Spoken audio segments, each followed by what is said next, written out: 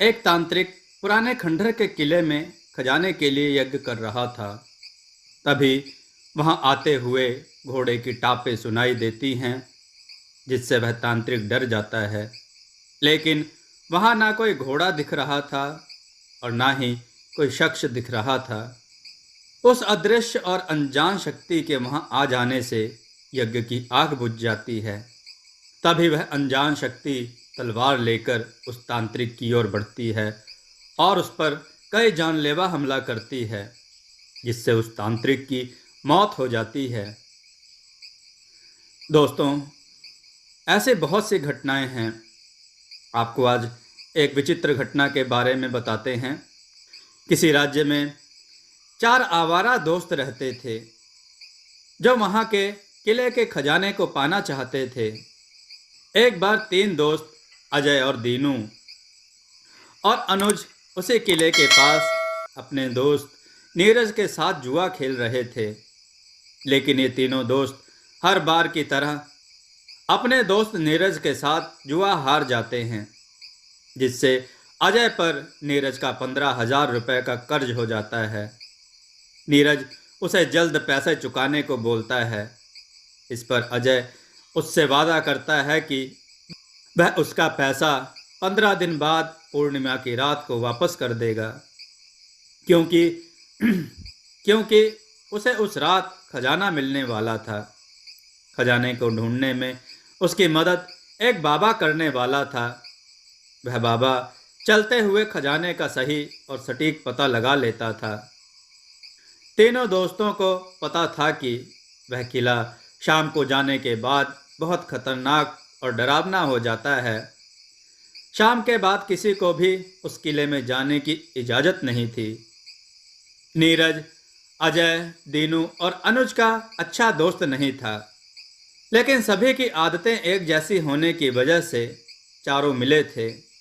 नीरज कहता है कि मुझे खजाने के चक्कर में नहीं पड़ना, तुम बस मेरे 15,000 रुपये दे देना। बाद में तीनों के कहने पर नीरज उस किले में जाने को तैयार हो गया। अगले दिन चारों दोस्त एक बाबा के साथ उस किले के लिए निकल पड़े। चारों को इस बात का पता नहीं था कि इसकी सभी को कितनी कीमत चुकानी पड़ सकती है। सभी किले के पास पहुंच जाते हैं, जहां पर बहुत पुराना खजाना दबा था। खजाने का पता उस बाबा को एक सोने के सिक्के से चलता है। वह सिक्का बाबा को सपने में दिखा था। बाबा को वह सिक्का ठीक उसी जगह मिला जो जगह उसने अपने सपने में देखी थी। सभी उस खजाने को उस वक्त निकालना चाहते थे, क्योंकि खजाने को निकालने के लिए सही और अनुकूल समय और मुहूर्त की जरूरत थी। बाबा ने खजाने को निकालने का सही समय पूर्णिमा की रात को तय किया। सभी लोग वापस लौटने लगते हैं। तभी अचानक से पीछे से एक लड़के पर तलवार से हमला होता है। पीछे देखने पर कोई भी नहीं दिख रहा था। वह लड़का बच जाता है। वह काफी घबरा जाता है। जाते जाते बाबा सभी को उस किले के खजाने के बारे में बताता है। बाबा कहता है, दुनिया का सबसे बड़ा खजाना इस किले में दबा था, जो हमारे नगर के आसपास है। जब वहाँ के राजा की मौत हुई तो खजाना और किला दोनों जमीन के नीचे दब गए। बाबा आगे कहता है कि जब कोई चीज़ या फिर कोई खजाना अगर 500 साल तक नीचे दबा रहे तो वह एक जगह से दूसरी जगह खिसकने लगता है। ऐसे ही उस किले के खजाने के साथ हुआ। वह खजाना वहाँ से खिसक कर एक दूसरे किले में जा पहुँचा। बाबा कहता है कि हम अगली पूर्णमासी की रात को यहाँ आएंगे खजाना निकालने के लिए। सभी को पता था कि रात को जो भी उस किले के अंदर जाता है वो कभी वापस नहीं आता। लेकिन बाबा उनसे कहता है, मेरे होते हुए तुम सबको डरने की ज़रूरत नहीं है। मेरे होते हुए कोई भी तुम्हारा कुछ नहीं बिगाड़ सकता। लेकिन यह बात सही थी कि रात को जो भी उस किले में गया वो कभी वापस नहीं आया। अगले पूर्णमासी की रात बाबा उन चारों लड़कों के साथ उस किले में पहुंच जाता है। उसी वक्त सभी को उस किले का बोर्ड वहां पड़ा दिखता है, लेकिन कोई भी उस बोर्ड पर ध्यान नहीं देता। दूसरे किले का बोर्ड उस किले में कैसे पहुंच गया? इसके बाद बाबा खजाने के लिए यज्ञ शुरू करता है। तभी बाबा को खजाने का पता चलता है, जो वहां से लगभग आधा किलोमीटर अंदर था। बाबा सभी को खजाना ढूंढने के दो तरीके बताता है। अगर लाल रोशनी दिखे तो समझ जाना कि खजाना वहीं पर है, या फिर कहीं सिक्कों की खनक सुनाई दे तो समझ जाना कि खजाना वहीं है। इसके बाद चारों खजाने की तलाश में किले में चारों ओर फैल जाते हैं। तभी जाते जाते बाबा अनुज को रोक लेता है और उसे लोटा देते हुए कहता है, तुम्हें पश्चिम दिशा में जाने पर एक प्याऊ मिलेगा, वहां से पानी लाना है, जिसकी जरूरत पूजा में पड़ेगी। इस तरह चारों अपने अपने काम में लग जाते हैं। तभी नीरज को एक कमरे से लाल रोशनी आती हुई दिखी। नीरज के मन में लालच आ गया और वह किसी को बिना बुलाए उस लाल रोशनी की ओर बढ़ गया। तभी नीरज को वहां एक कंकाल दिखाई देता है, जिससे उसकी चीख निकल पड़ती है। इधर अनुज जब पानी लेने जा रहा था, तभी पीछे से एक शैतान तलवार से उस पर हमला करता है। कैसे भी करके अनुज उस हमले से बच जाता है। खजाने के तलाश कर रहे दीनू को एक पुराना बक्सा दिखाई देता है। दीनू उस बक्से पर अपना कान लगाकर सिक्के की खनक सुनता है, तो उसे सिक्कों की खनक सुनाई देती है, लेकिन तभी उसका कान उस बक्से से चिपक जाता है।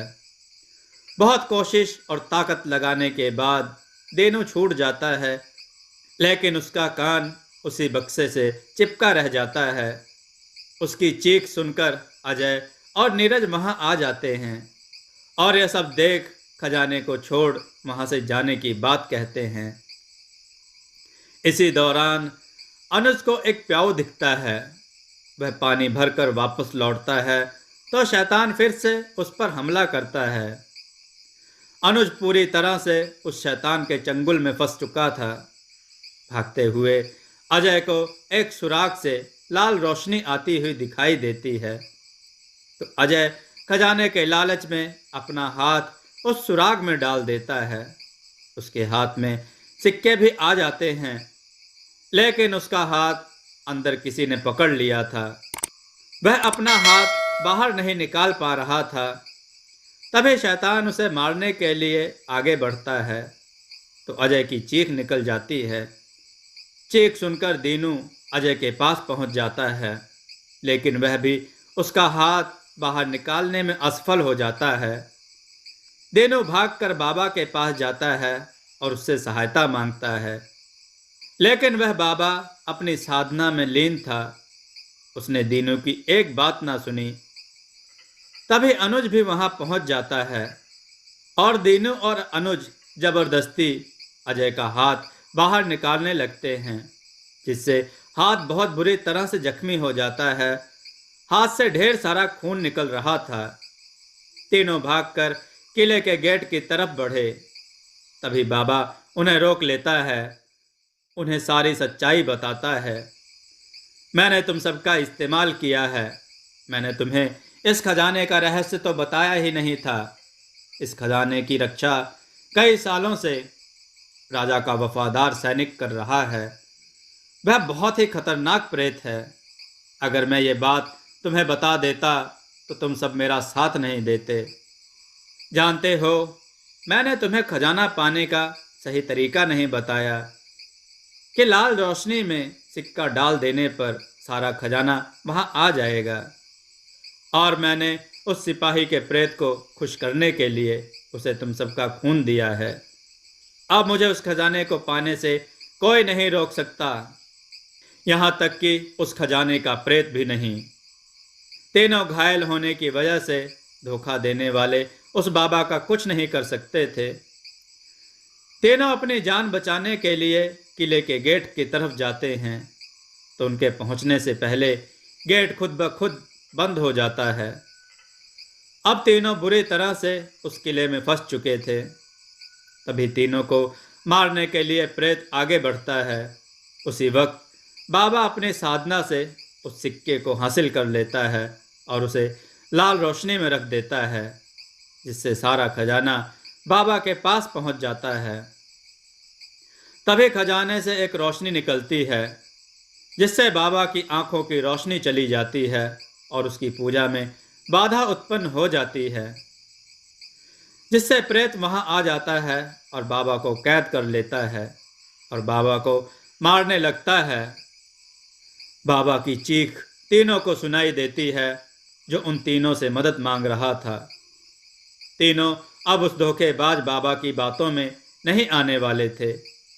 तीनों बाबा की बातों को अनसुना करके किले की दीवार से उस पार जाने का फैसला करते हैं, क्योंकि किले का दरवाजा तो पहले ही बंद हो गया था। तीनों एक दूसरे की मदद से किले से बाहर निकल जाते हैं, लेकिन सैनिक का प्रेत अभी भी उनका पीछा कर रहा था। तीनों भाग भाग कर इतना थक चुके थे कि उनकी हिम्मत जवाब दे चुकी थी। तीनों थक कर वहीं गिर पड़े थे। तभी उन तीनों को सामने एक पुराना सा खंडर जैसा मकान दिखाई दिया और सवेरा होने का इंतजार करने लगे। उनके पास कुछ सिक्के थे जो उसे खजाने के थे। अनुज अजय को डांटता है, अगर हम खजाने के लालच में नहीं पड़ते तो आत्मा हमारे पीछे नहीं पड़ती। उन्हें लगता है कि आत्मा वहां उनका पीछा नहीं करेगी। तभी तीनों को घोड़े की टापें सुनाई देती हैं। वह प्रेत आत्मा उन्हें अभी तक ढूंढ रही थी। कुछ देर बाद घोड़े की टापें सुनाई देना बंद हो गई तो तीनों को लगा कि खतरा टल गया है। तभी अजय दीनू को फोन कर किसी से चुपके से बात करते हुए सुन लेता है। अब अजय दीनू से पूछता है तो दीनू उसे कुछ नहीं बताता। इस पर दोनों लड़ जाते हैं। तभी अनुज वहां पहुंच जाता है और लड़ाई शांत करवाता है। इसके बाद सब सो जाते हैं। अनुज की आधी रात को जब आंख खुली तो वह अजय और दीनू को वहां ना पाकर उन्हें बाहर जाकर ढूंढने लगता है। तभी दीनू घायल हालत में एक पेड़ से नीचे गिरता है। अनुज उससे कुछ पूछता है, तभी अजय पीछे से उसके चाकू मार देता है। कुछ सिक्कों के लिए अजय की नीयत खराब हो गई थी। तभी सैनिक का प्रेत वहां आ जाता है, जिसे देखकर अजय वहां से भाग खड़ा हुआ। प्रेत भी उसका पीछा करते हुए वहां से चला गया।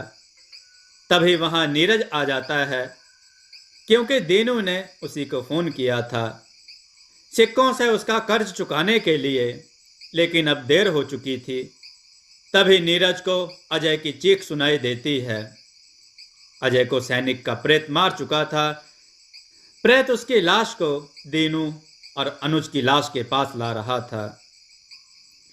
नीरज भागकर एक पेड़ के पीछे छिप गया। वह प्रेत खजाने के सिक्के लेकर वापस चला गया।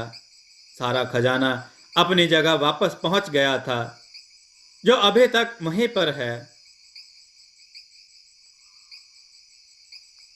दोस्तों, आपको यह कथा कैसी लगी? अपने विचार और सुझाव कमेंट में जरूर दें। हमारी कथाओं को लाइक करें, हमारे चैनल को सब्सक्राइब करना न भूलें। हमारी कथाओं को शेयर जरूर करें, जिससे लोगों को अच्छा ज्ञान प्राप्त हो। जय श्री राम भक्तों।